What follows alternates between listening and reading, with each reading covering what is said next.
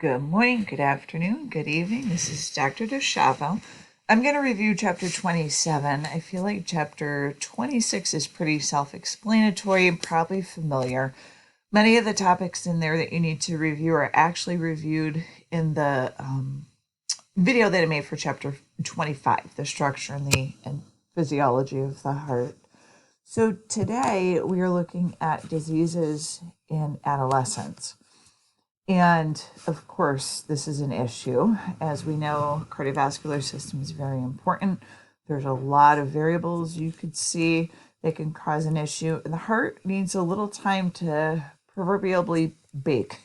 It's got to grow and mature and be strong enough that a baby needs to make it further into the term for them to be born and have a well-developed heart. So, we have defects that can happen that can change the blood flow pattern. And remember how I went through the blood flow and how that goes through the heart. So there are many issues where we can either have part of the septum that is missing between the atria, part of the septum that's missing between the ventricles. We could have vessels that don't develop correctly and actually co-join. We can have vessels that are important for an embryo, but not for a newly born baby stay open. So there's a lot of variables that can happen here, changing that blood flow according to the disease and the anatomical defect. So we have cyanotic defects, which are going to mean that right blood can get to the left side. And just as a little reminder, if we're looking at the patient, and I'm making this little chart that I went over once again, right heart, left heart. Right heart is deoxygenated, deoxy. Left heart is oxygenated. Okay. So the right heart is getting all that return used up blood. And when I say used up, realize we only use 25%. So we have 75% left in our bloodstream of oxygen. That's why there was, and I forget where they are now, with the Red Cross saying that you could just do the pumps rather than the mouth to mouth. Because generally there's what's called a venous reserve where you have the majority of the blood still left in that circulating blood. So anyway, so we say deoxygenated, but it's relatively speaking compared to the left side. Okay, so right side of the heart will be deoxygenated, left side will be oxygenated. You can have cyanotic defects, which means right to left shunt. So you are sneaking some of this deoxygenated blood over to the oxygenated side. So what happens with that, I don't know if I can erase just, you know what, let me erase the whole thing.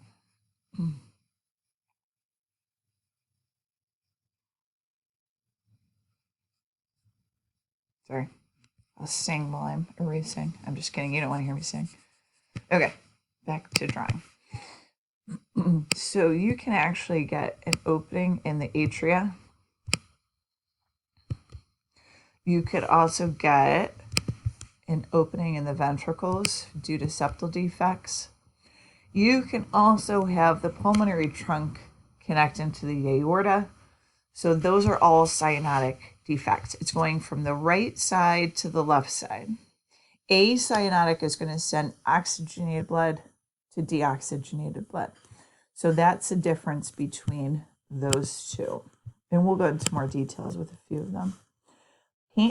Patent ductus arteriosus. So what the so it is called the ductus arteriosus in an infant that has not been born yet. And this is one of the bypasses that the fetal heart has that bypasses the lungs, because don't forget the mother's supplying the infant with oxygen. So this pulmonary trunk, if you remember, should go out to the lungs, and some of that blood is sent that way, okay? But in the infant, we actually bypass it because most of it just needs to go to the aorta and go out to the body. So in an infant, we have that setup, okay? I don't know why I'm erasing that. Just turn that off. Now, upon their birth and their first breath, that intrathoracic pressure will shut that shunt down and it turns into a ligament. So in the human heart of an adult who has not had any congenital defects, you'll see a connection between the pulmonary trunk and the aorta. It just looks like a little ligament. So if that stays open, if that stays open, it allows blood to shunt from, okay, they're saying a left to right shunt. Okay, let's go with that. So manifestations can be asymptomatic. So many things can happen and they aren't fine until later in life. Or they could have your typical signs of dyspnea, fatigue, poor feeding in an infant, okay? And a characteristic machinery like murmur. So they're more prone to bacterial endocarditis. If you remember, the endocardium's the inside, they can get an infection inside of that lining of the heart. And then you can develop pulmonary hypertension later on. And pulmonary hypertension, just to differentiate, is going to be hypertension in the pulmonary vessels to and from the heart to the lungs, as opposed to systemic hypertension in the rest of the body. Atrial septal defect. So this is an abnormal opening between the atria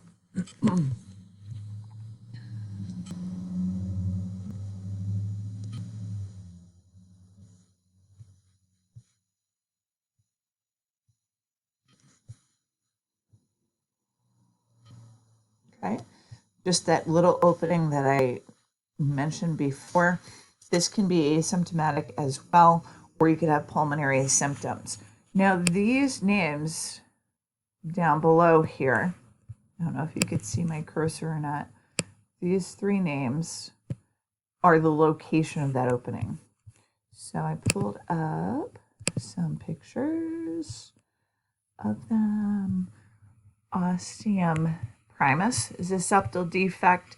And this picture is a little bit confusing. It's like we're looking into the right atrium here. Somebody drew it, but this is one of the areas that I could find. Excuse me. And so that first one, ostium primal, is, I believe, number 4.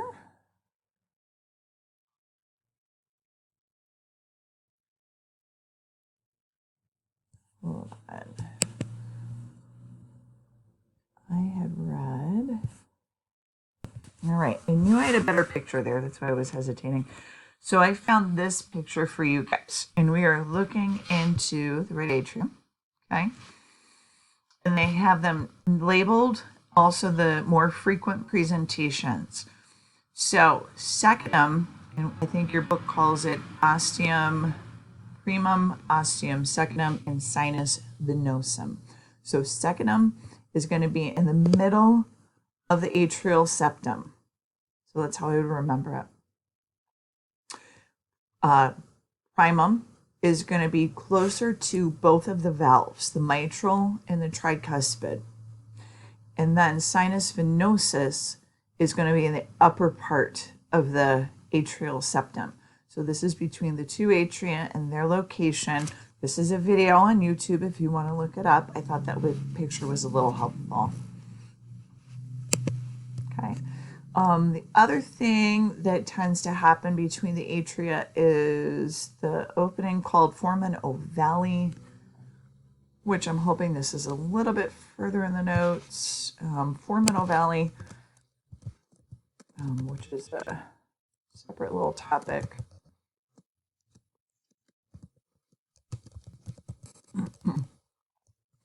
Is in the fetal heart a normal opening.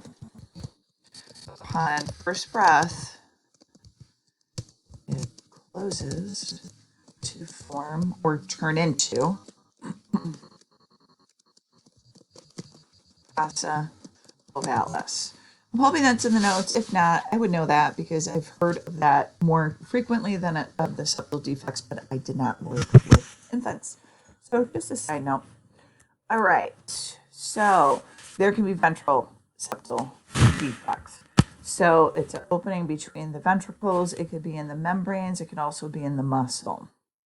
So once again, can be depending on how big it is. I remember when we talked about that foramen ovale or fossa ovalis with one of my students years ago, gosh, 17 years ago, told me her grandmother had that hole, they call it the hole in the heart, for 80 years and hadn't found it until she had to have an examination. They found it as a byproduct. And so depending on how big it is, you can live with it. Okay, so ventral septal defects, opening the ventricles, when we hit all that, we hit that, asymptomatic, blood flow from left to right shunt. Okay, and that can cause pulmonary hypertension, also known as Eisenmenger syndrome. Atrioventricular canal defect. So there are endocardial cushions between the atria and the ventricles, which are a grouping of cells between them. And you can have abnormalities in the septa and the AV valves as well. And once again, they're qualifying this as a left to right shunt and pulmonary overcirculation because you're moving blood from the left side of the heart to the right and back into the pulmonary region and vessels, which can lead to pulmonary hypertension. This shows one of the defects there. So obviously you should have a separation between the atria and the ventricles, and you will, because of the pressure in the left ventricle, push that back into the right side of the heart. This obviously would be an issue that would have to be dealt with surgically. And brings us to question 1. Nurse hears a machinery-like murmur when performing cardiac auscultation on 2-year-old infant. What did we review? Take a look. You can look on the side too, but try not to. Okay. So the buzzword that they use is that machinery-like murmur with patent ductus arteriosus. Once again, read these answers because I do think these are important things. Infants with tetralogy flow, I think that is further in the notes, can be cyanotic at birth. There's 3 things that can go wrong with those infants. And like I said, I think it's further down in the notes. We'll get into that in a minute. Or they could be cyanotic. Okay. Ventral septal defect may have difficulty breathing, increased heart rate, maybe no symptoms at all. And then atrial septal defect, depending on how large it is. Once again, if it's small, it's not a huge deal. If it's large, they can have issues. Coarctation of the aorta. So what happens is, and once again, for me, pictures are 1,000 words. That's why I like to bump ahead to the picture. You can see where it's circled there. It's a slightly narrowed opening. Okay, so obviously that would impede blood flow.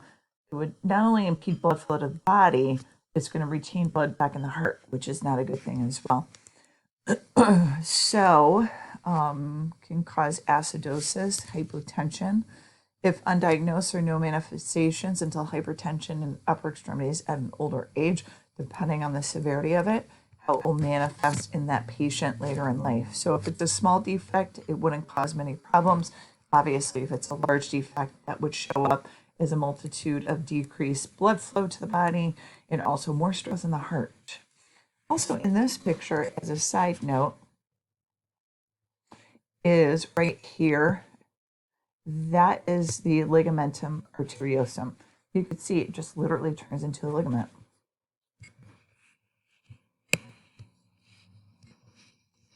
Aortic stenosis is the narrowing of the left ventricular outlet where the aorta comes out of the left ventricle.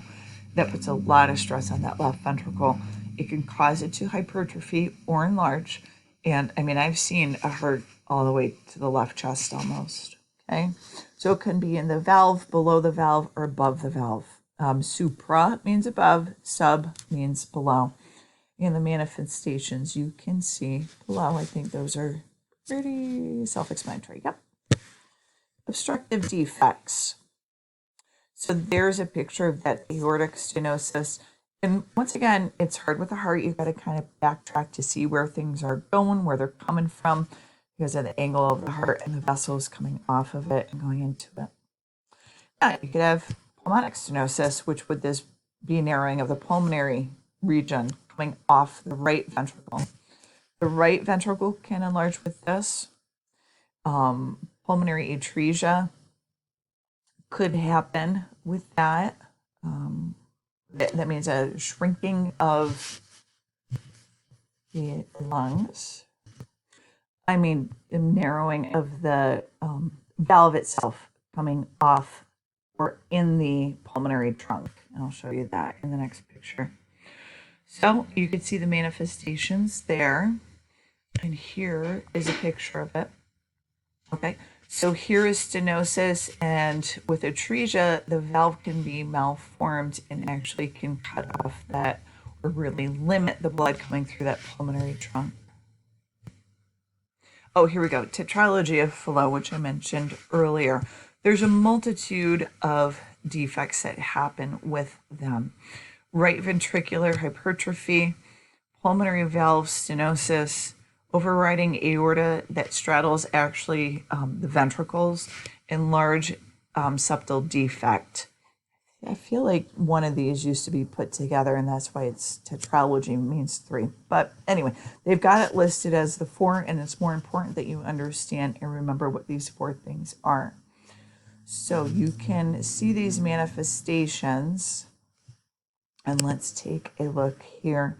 So this gives you yet again another visual of that pulmonary stenosis. You can see here that right ventricle is much thicker than the left. That is not a good thing. We want the left to be larger because it pumps to the body. You got the septal defect between the ventricles. And then you can also see, not real well, but the aorta is getting blood from both sides. Here's the edge of the aorta, okay, there, and blood's coming up from both ventricles. So that is really an issue for that child and will have to be surgically fixed.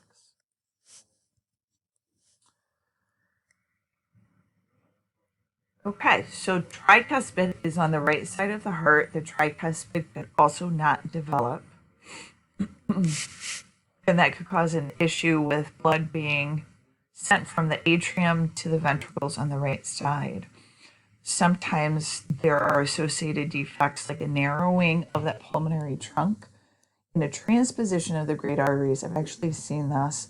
I saw a transposition of all organs where they are flipped. Manifestations you can read through, but let's take a look at this picture. This is a crazy one. Okay, so if you look here,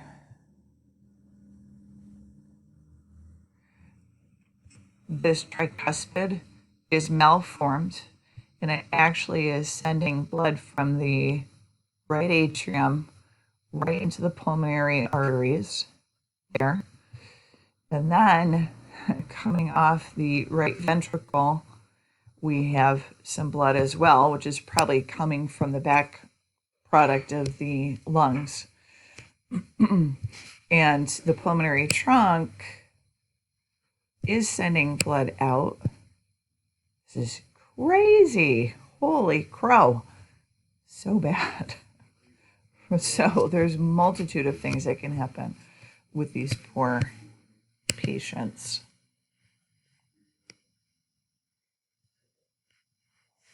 Okay. Oh, and the transposition of the great vessels is the switching of the aorta and the pulmonary trunk. So, and this one actually looks like the pulmonary trunk is coming off both the ventricles, and so is the aorta as well. And the pulmonary stenosis we got. So, yeah, so both ventricles are sending blood to both the lungs and the body. Pediatric client is diagnosed with a cyanotic heart defect. Which of the following is classified as cyanotic? So, according to your notes, and they seem to really like this classification as well as the left and the right side of the heart and where blood is flowing. So I would review that. So answer would be A. Okay. That tetralogy of flow. And then I would read through the rest of that as well to make sure you cover anything that they add on to your knowledge for the heart. Mixing defects. So you can see here the aorta arises from the right ventricle, which is normally the pulmonary trunk. And the pulmonary trunk arises from the left ventricle, and then the pulmonary trunk would turn into the pulmonary arteries. Okay, so pulmonary trunk, just to clarify, comes off normally the right ventricle and then splits to the pulmonary arteries. Okay, so they've skipped that part, but that's okay. All right, so results in two separate parallel circuits.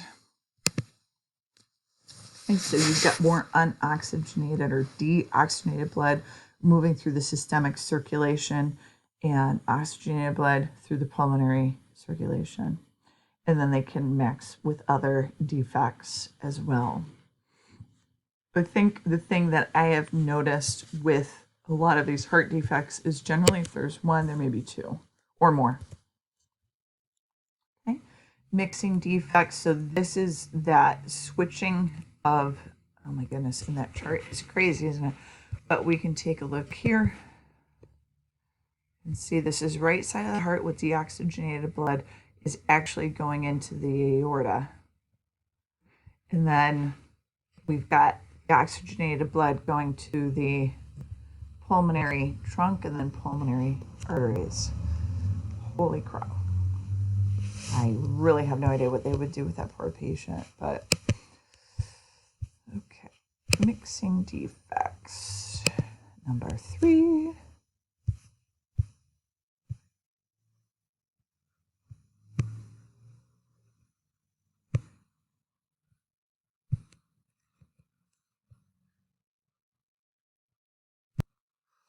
Okay, so with this one, let's take a look at the picture first. What happens is you have veins that go from the right side of the heart into the pulmonary veins. So we have the superior vena cava, for example, dumping deoxygenated blood into the pulmonary vein. And don't forget, pulmonary vein is bringing fresh oxygenated blood back from the heart. So that will obviously mix deoxygenated with oxygenated blood as well.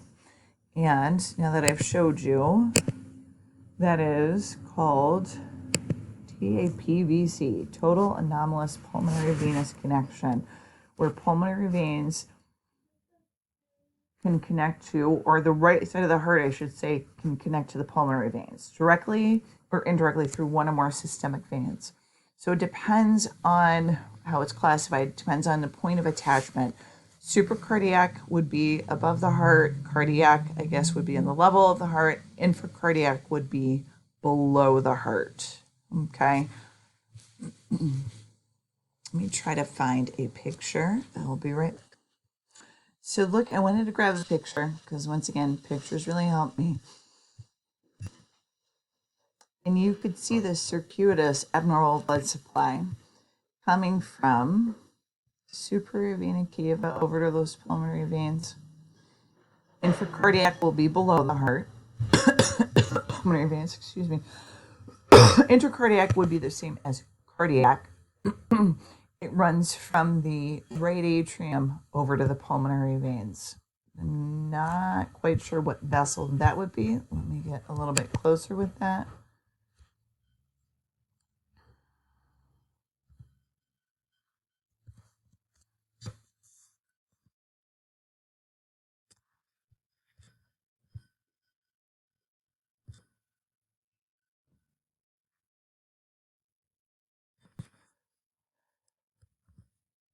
All right, I can't grab that picture large enough, but it will be in the heart itself to those pulmonary veins.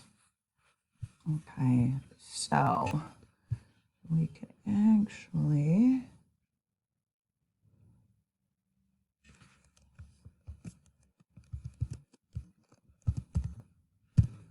pull up a little picture.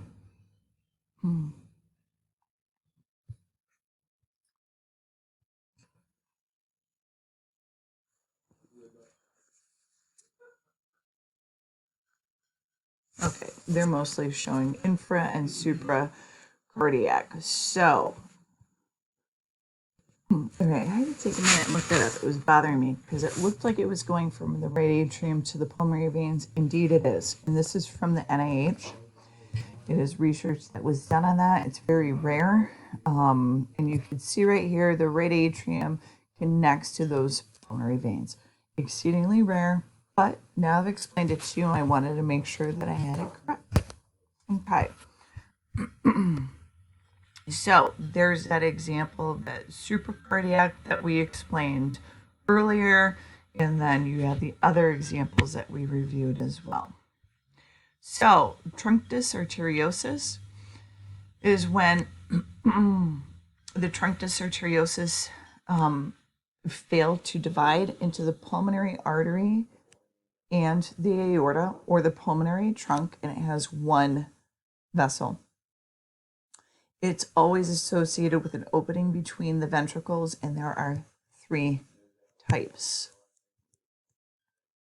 Here's a picture. Type 3 is going to be the most advanced, and then 2 and 1 will be less severe. And you can see all that blood is dumping right into that one vessel and then mixing oxygenated and deoxygenated. Hypoplastic left heart syndrome is underdevelopment. Hypo means less or below of the left side of the heart and all the structures on that side. Okay. It also has what's called, and I believe that we've mentioned this a couple of times, coarctation of the aorta. And we'll look at that in the next picture here. Coarctation of the aorta is, okay, so wow, this is very small. Left ventricle. We have the pulmonary trunk, okay, hypoplastic ascending aorta. And you could see how much narrower this aorta is here. So basically that entire left side is underdeveloped. Heart failure, you guys probably know this inside and out. This can happen for a multitude of things. The heart is not able to maintain that cardiac output. Could be low levels of blood. It could be the heart's failing. Could be too much pressure in the systemic circulation. And it can result from that poor ventricular function as well. Obviously, congenital heart defects would cause this if they are prolonged and continue for a long period of time unnoticed or not taken care of. Okay. Acquired cardiovascular diseases can be caused by a variety of things. The 2 that we will focus on is Kawasaki disease, which is a systemic vasculitis, and it can affect, it used to be known as mucocutaneous lymph node syndrome, and then it can cause heart problems, especially in children under 5. So here are the stages leading to heart inflammation, inflammation of the larger vessels, aneurysms, and of course, we know that an aneurysm is a normal blood vessel that the walls become weak and it expands out. Okay. So that can progress on to granulation, which is the deposition of extra tissue. That's the normal process in healing tissues, but obviously in the heart and the blood vessels, it can cause issues. And then it would leave scarring, calcification, and narrowing of those vessels. So if this is a normal vessel, once again, and we have inflammation, we'll get calcification of those potentially some plaquing. That inherently lines the vessels, which can narrow them, causing what's called stenosis.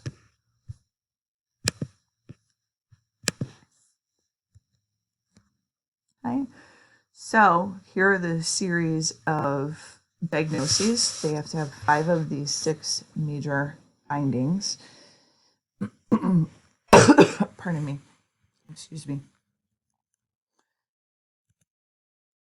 And then acquired cardiovascular disease. So systemic hypertension is obviously when systolic and diastolic blood pressure are over the normal range for age.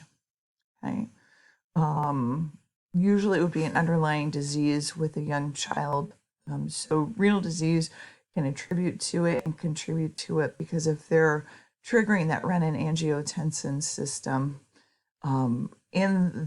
that starts in the kidneys, that can perpetuate hypertension. We will get into that, I'm sure, when we get into renal system. Children can be symptomatic. So increase in primary hypertension, unfortunately, due to obesity, which seems to be more common in children these days. So that being said, go play outside with your kids, and I hope you're all well. If you have any questions, let me know. Have a great day.